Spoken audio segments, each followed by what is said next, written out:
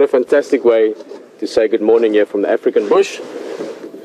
Let's turn the game drive radio down. And I honestly can't think of a better way to say good morning. Welcome here to Kunyuma Game Reserve in the Sabi Sands, South Africa. It is a stunning morning. We're on a safari and we've started with the same leopard we had from last night. We're going to tell you lots more about what's going on here. Just to quickly give you a view of where we're sitting, the sun rose literally about as we were sitting here waiting for you to join us 2 minutes ago. So it's that beautiful, magical time of the morning. It's nice and cool, not cold, just cool. And I'm looking forward to a fantastic day. We had such a brilliant drive yesterday afternoon, fantastic illies, great leopard sighting. And only afterwards, when we spoke with Stefan and Scott, who tracked this guy and found him for us, that we found out there was actually a kill in the tree. We didn't even see it yesterday. The leopard was so beautiful, just taking his sort of relaxed time on the ground. So, big good morning. We're going to have a lovely day and look forward to sharing it with you. My name is Peter Pretorius, and as always, we're going to be looking around in the bush. Brian, always nice to have you on camera, and Tara and Nikki back in control room, and the whole team. We're all down here. So, let's have a look. It doesn't really get better than that. For me, this is one of the ultimate things to see on safari. A leopard in any way or shape or form. But to have such a particularly beautiful leopard, I'll tell you why I like this guy so much a bit later.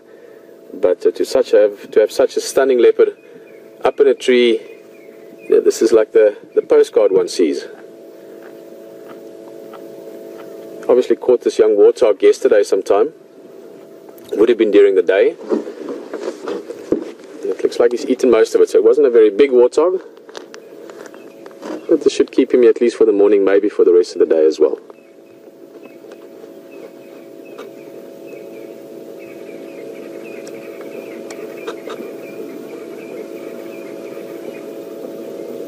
Oh, they're beautiful. He's hearing something now. It's not impossible that a hyena might pop up here at any minute. Maybe even another leopard. As soon as there's food in the bush, you know, that sort of sends out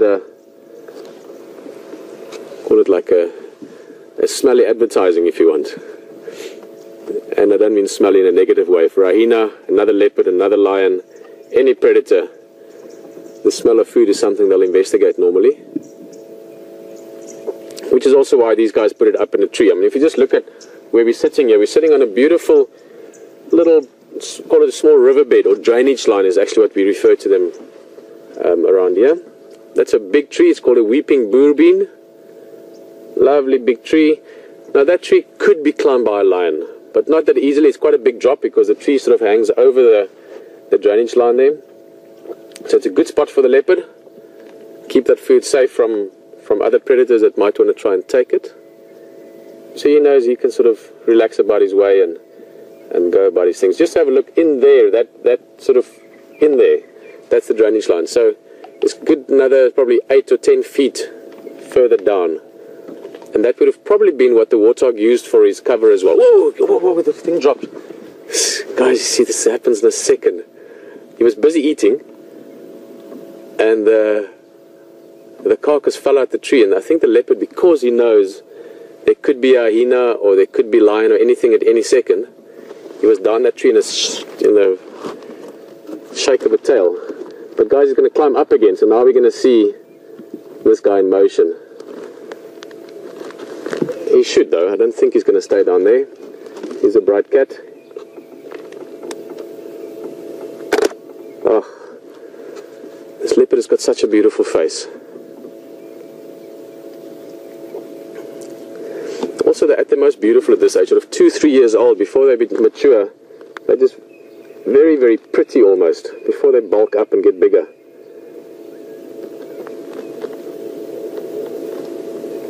That's interesting that he's not going straight up the tree. I expect him to do so at any second, though. He's got enough experience to know that you want to avoid that food being stolen. In fact, during the last week since we've been here, he'd killed a nyala bull, a big antelope, not far from here, only about 100 yards up the same riverbed.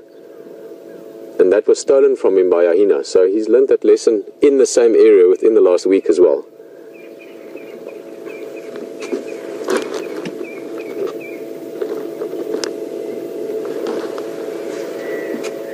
To give you a bit of idea of who we're looking at here, many of you know this leopard already. Many of you, I'm very happy to know, saw it with us last night. We had such an awesome drive last night.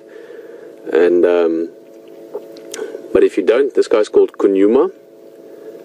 Beautiful Shangaan name for shy or elusive, which is sort of part of his character, but he's a very interesting cat. I find him quite entertaining. There's a great sense of personality about this guy, more so than, I mean, every leopard is individual, the same as anything. But I find this cat particularly interesting. It's almost like he's got different takes on life, and like he plays a bit sometimes, and there's just something quite cool about him. But Kunyuma is about 2.5 years old, just under 2 years, about 5 months, almost 6 months actually, so I think 2.5 is correct to within a week or so. And him and his brother are around here. We saw his brother the other day, Q. Hopefully we might see him again today. He should be in the area. What's that? There's an alarm call.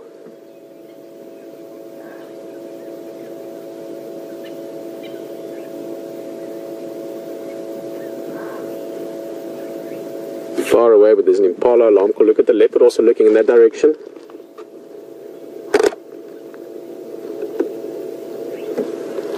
He wants to make sure if it's anything he should be concerned about.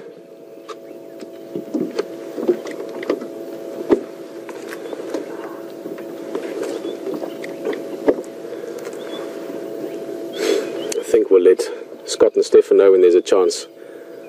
Down towards Gowrie Main. Sounds like about Twin Dams direction. There's some good alarm calls. It's one of the ways you follow up on finding predators, is you listen to the bush, you listen to the news out there, you listen to what's going on, who's saying what. You know, are the impala alarm calling? Impala don't alarm call for small things, they alarm call for leopard, lion. For your kudu alarm calling, follow that up. Squirrels can help as well when you get into the thick bush. They're the sort of, as you get closer to what you're looking for, the squirrels and the birds will be your helpers. Further away, you're looking or listening for your bigger animals calling. All those things add into the information you have at hand. The storyline you can follow to stick or follow up on these animals during the day. So, he had a bit of an injury on his side of his mouth, or was it just dirty? I think it's just dirty. Just dirty, yeah. Good breakfast. Excuse me.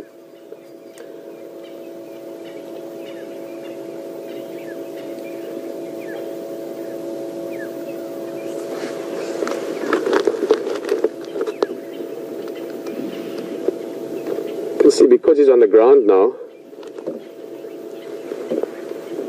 he's looking around quite a bit more, listening as well. He has to be very alert. There we go.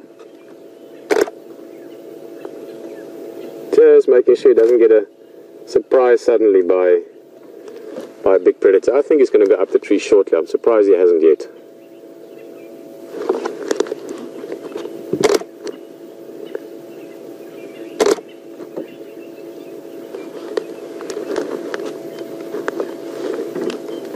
Beautiful light.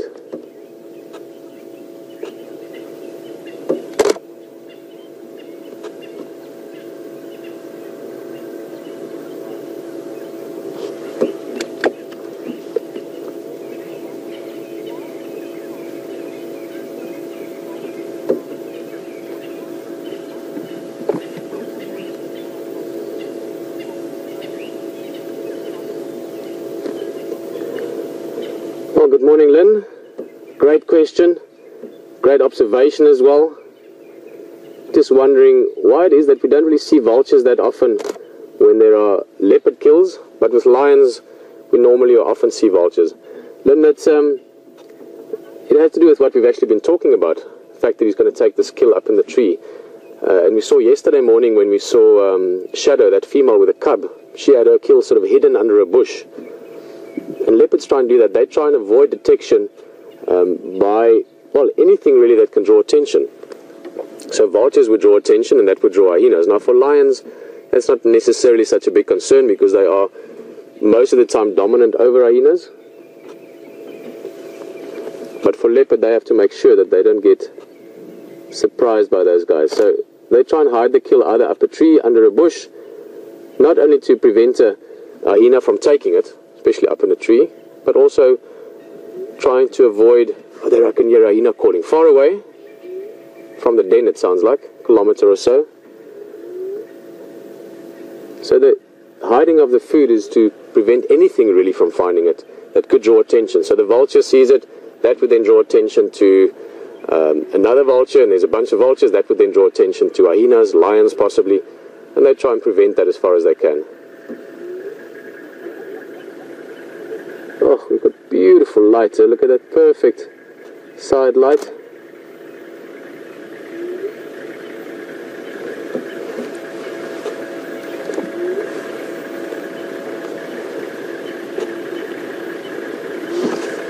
At the whiskers as well, guys, while he's grooming himself. He looks over our way again. Leopards have got very prominent whiskers. All cats do.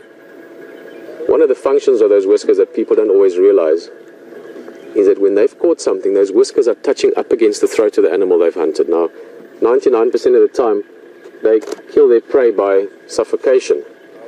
And those whiskers can actually feel the heartbeat in the neck or in the veins, or the artery really, and know when the animal's heart has stopped beating. So that's one of the functions of the whiskers. Also very, very good for when they're walking around at night. Those whiskers are spread out, and it is wider than the face, wider than the shoulders, and when they're stalking, they keep their body in almost like a missile shape. We saw it yesterday, when, no, day before yesterday, sorry, my days sort of blur into each other here.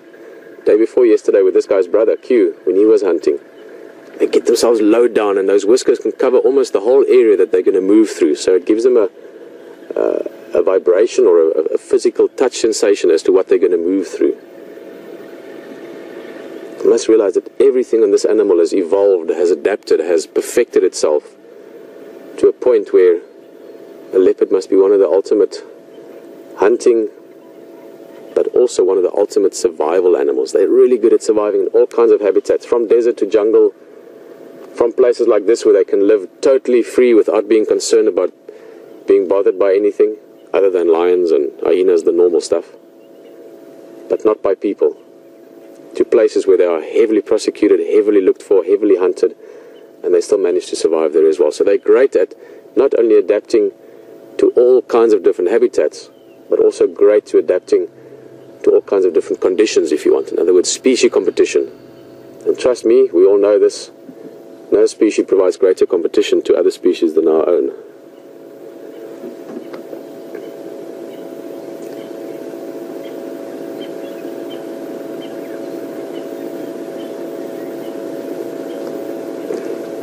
Just thinking back to that carcass falling out the tree, it's funny, that doesn't happen often because these guys know if that happens, the food's gone.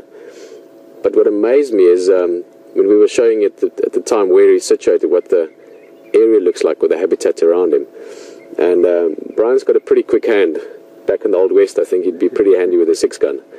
And he whipped that camera around as quick as he could, and we got there as the leopard was down. It was less than, I'd say, probably half a second, but less than a second that the leopard followed that kill down. It's incredible how quick they are. I mean, it's something you've seen, I've seen, we will see again, hopefully at some stage, how they move, you know, when they're hunting or when they're getting away from something or when they're just playing. But they move in a way that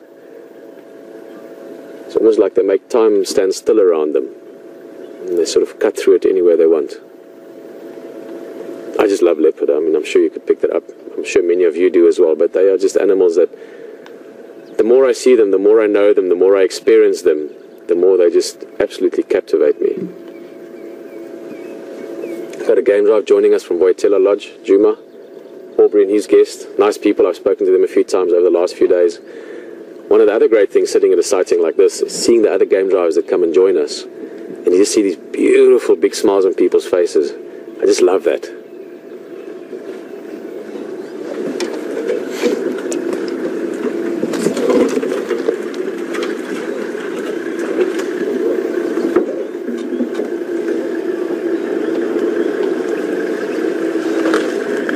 I wonder what he's going to do next. Stay down there or take the food up the tree? Still think the latter.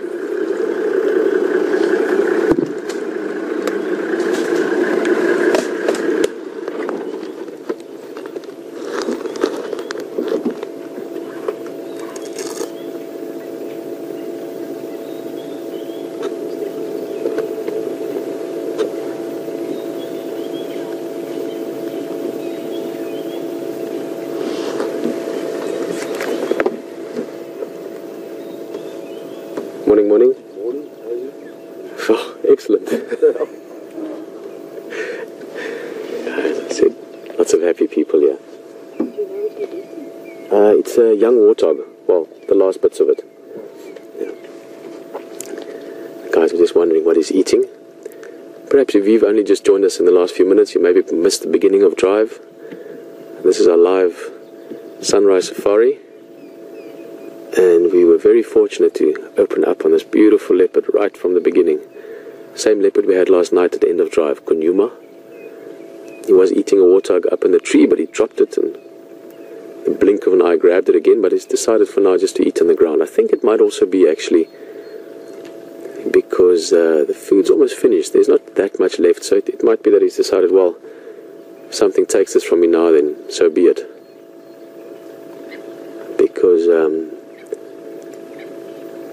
you know, he's gotten most of the value from it, most of what he wants to eat. He's working on the skull, a little bit of the spinal column. Keep in mind it is early. We just heard hyenas calling from the den area. So it's not impossible that we're suddenly surprised here by hyenas coming in. Lions are always possible. Another leopard's always possible. But he has picked a perfect spot.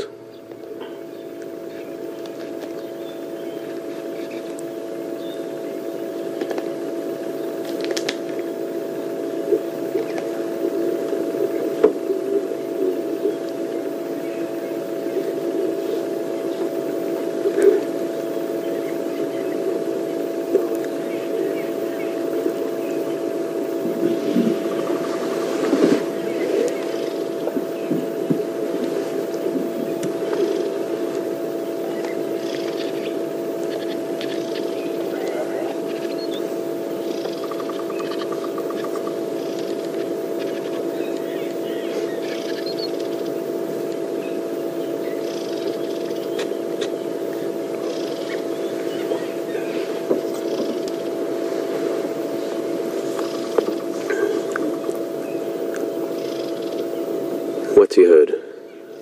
Nothing major, maybe a little bird or a little small mouse finishing off the last bit of the night's activity, rustling in the undergrowth, just something like that that sparked his attention. He's very alert. I mean, leopards, even if they're sleeping, any noise outside of the ordinary wakes them up. And one of the probably smallest noises that has the biggest effect is any rustling in the undergrowth. Now, anything that might be snapping a branch or crunching some leaves as it's walking. They always get their attention.